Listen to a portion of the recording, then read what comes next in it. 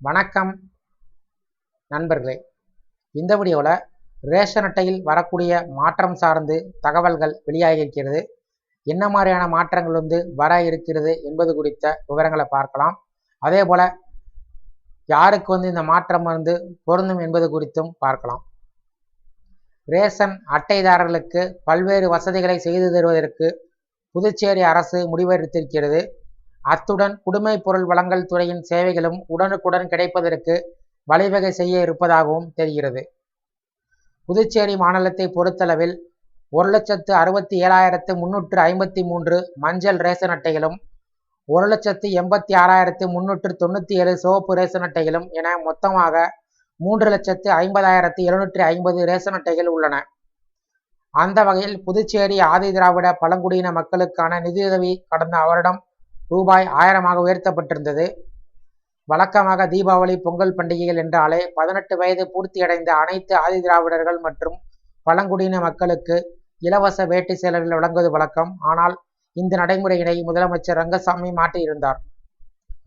வேட்டி சேலைகளுக்கு வழங்கப்பட்டு வந்த நிதியுதவி 500 வரும் தீபாவளி முதல் ரூபாய் 1000 உயர்த்தப்பட்டு அவரவர் வங்கிக் கணக்கில் செலுத்தப்படும் என்ற அறிவிப்பும் வெளியிட்டிருந்தார்.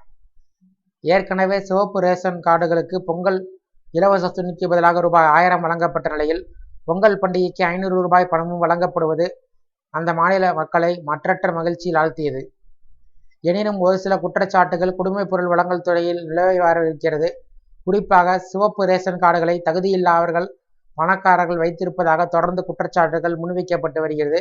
இந்த புகார்களை களைவதற்காக சிவப்பு ரேஷன் அட்டைகளை ABCD என்று 4 வகைகளாக பிரிக்க இருப்பதாகவும் அதில் வறுமை குடிசையில் வீடுகளில் இருப்பவர்கள் A பிரிவில் இடம்பெற இருப்பதாகவும் தகவல் வெளியாகியிருக்கிறது. அதேபோல ரேஷன் கார்டில் ஏதாவது திருத்தம், பெயர் சேர்ப்பு உட்பட தேவைகளுக்கு உடனடி சேவைகள் கிடைப்பதில்லை. இதற்காக விண்ணப்பித்துவிட்டு மாத கணக்கில் பொதுமக்கள் காத்திருக்க வேண்டியிருக்கிறது. அதனால் பெயர் நீக்கம், பெயர் சேர்த்தல் உட்பட 5 முக்கிய ரேஷன் கார்டு சேவைகளை விண்ணப்பத்த உடனடியே தந்துவிட பரிந்துரை செய்யப்பட்டிருக்கிறது.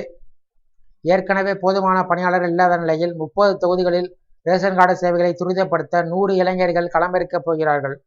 அதேபோல ரேஷன் கார்டுகளில் பெரும்பாலும் குடும்ப தலைவரின் போட்டோ இடம்பெற்றிருக்கிற நிலையில குடும்ப உறுப்பினர்கள் அனைவரது போட்டோவும் பதிவிடலாமா என்ற யோசனை நடைபெற்று வருகிறது.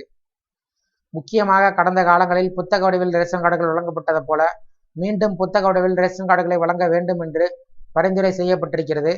மொத்தத்தில் புதிய அமைச்சராக பொறுப்பேற்றிருக்கக்கூடிய திருமுருகன் உத்தரவின் பெயரில் குடிமைப் பொருள் வழங்கல் துறை சேவைகளை எளிமைப்படுத்த புதுச்சேரி அரசு முடிவு செய்திருப்பதால் ரேஷன் கார்டுகள் அனைவருக்கும் விரைவில் கிடைக்கும் என்பதுடன் ரேஷன் தொடர்பான சேவைகளும் உடனுக்குடன் மக்களுக்கு போய் சேரும் என்று நம்பப்படுகிறது.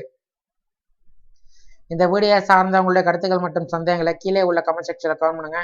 இந்த வீடியோ பிடிச்சிருந்தா வீடியோக்கு ஒரு லைக் பண்ணுங்க. இந்த வீடியோவை உங்களுடைய நண்பர்கள் மற்றும் உறவினர்களுக்கும் ஷேர் பண்ணுங்க. நன்றி.